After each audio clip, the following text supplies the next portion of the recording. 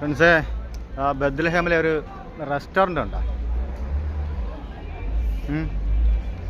അപ്പോൾ നമുക്ക് കണ്ടാലോ റെസ്റ്റോറൻറ്റ് ബത്ലഹേമിലെ.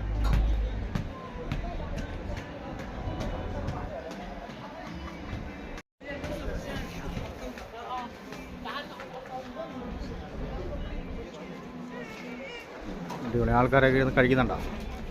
എന്താ സെറ്റാണെന്നറിയാം. ഒരു പുൽക്കൂട്, നമുക്കൊരു ബത്ലഹേമിലെ അവിടെ പുൽക്കൂട്, റെസ്റ്റോറൻറ്റിൽ ഒരു പുൽക്കൂട് അടിച്ചേക്കുന്നുണ്ട്, കാണാം.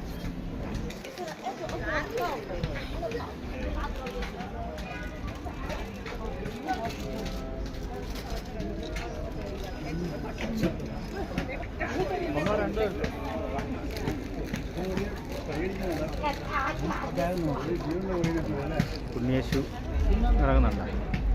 നല്ല കച്ചി കണക്കുള്ള അതേ പുല്ലനിട്ടേക്കുന്നത്.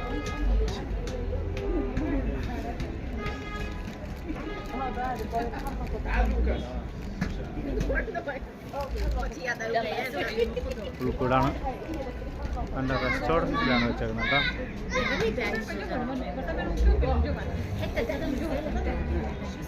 ആൾക്കാരൊക്കെ ഇരുന്നുണ്ട്, ഇപ്പോഴത്തെ ആൾക്കാരൊക്കെ ഫുഡ് കഴിക്കുന്നു. ഹായ്, നമ്മുടെ സുഹൃത്താണ് കേട്ടോ. വേണ്ട, സിജോ നമ്മുടെ സുഹൃത്താണ്, നമ്മുടെ കൂടെ വന്നയാ. അത് നമ്മുടെ ഒരു ഗായകനാണ്, പ്രതീഷ്. സ്ഥലം ഏതാണ്? കണ്ണൂർ. പ്രതീഷ് നല്ലൊരു ഗായകനാണ്. അവിടുത്തെ അവരുടെ പള്ളിയിൽ, കണ്ണൂർ അവരുടെ പള്ളിയിലൊക്കെ കൊയറ് പാടുന്നൊരു വ്യക്തിയാണ്. നല്ല നല്ല പാട്ടുകാരനാണ്. ഓക്കെ, ഇത് നല്ല അടിപൊളി റെസ്റ്റോറൻ്റാണ്.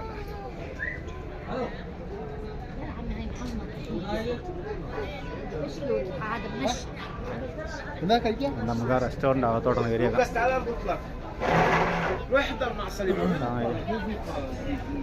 നാട്ടിലെ കണക്ക് ഫുഡൊന്നും കിട്ടത്തില്ല കേട്ടോ.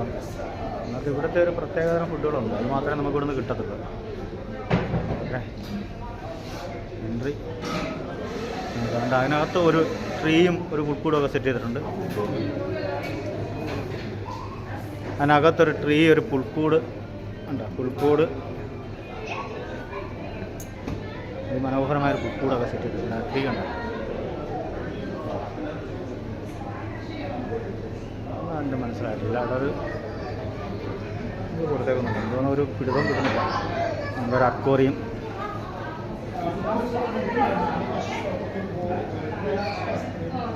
വിസ്കിയൊക്കെ വെച്ചേക്കുന്നുണ്ട്. വിസ്കി ഇവിടെ ഏത് കടയിലും ഉണ്ട് വിസ്കിയുടെ പരിപാടി. സ്കോച്ച്, അത് കൗണ്ടറാണ്. സ്കോച്ചൊക്കെ അടിക്കുന്നത് നമ്മൾ ഓർഡർ ചെയ്യുന്ന ഫുഡ് ഓർഡർ ചെയ്യുന്ന കൗണ്ടറാണ്. ഓക്കെ.